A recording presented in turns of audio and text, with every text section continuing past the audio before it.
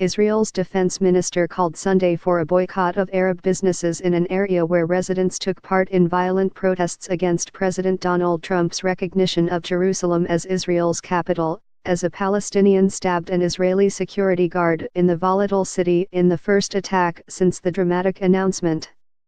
Avigdor Lieberman, who heads the nationalist Yisrael Beiteinu party, said the Arabs of Wadi Era in northern Israel were not part of us and that Jewish Israelis should no longer visit their villages and buy their products.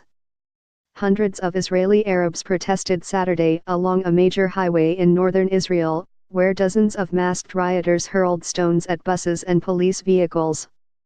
3 Israelis were wounded and several vehicles were damaged. These people do not belong to the state of Israel.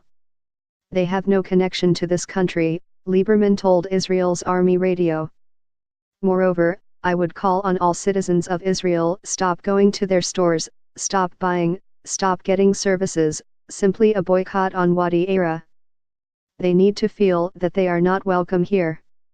Lieberman has long called for Wadi Era to be included in his proposed swap of lands and populations as part of a future peace agreement with the Palestinians. The residents, like many of Israel's Arab minority, sympathize with the Palestinians of the West Bank and often openly identify with them. But they are also Israeli citizens who largely reject the notion of becoming part of a future Palestinian state. The comments sparked criticism of racism and collective punishment toward a community of which only a small minority were violent. It also raised questions about how Israel could so aggressively oppose international boycott campaigns against it while one of its most senior ministers called for one against its own citizens. President Donald Trump on Wednesday recognized Jerusalem as Israel's capital and announced that the U.S. embassy will eventually be moved from Tel Aviv to Jerusalem. President Donald Trump on Wednesday recognized Jerusalem as Israel's capital and announced that the U.S. embassy will eventually be moved from Tel Aviv to Jerusalem. Ayman Odeh, the head of the Arab Joint List in Parliament, said Lieberman's call for a boycott of Arabs was reminiscent of the worst regimes in history. Gilad Erdan, the Minister of Public Security from the ruling Likud party, said that Lieberman's diplomatic plan was not applicable and he rejected the notion of giving up the country's sovereignty just because it had Arab citizens.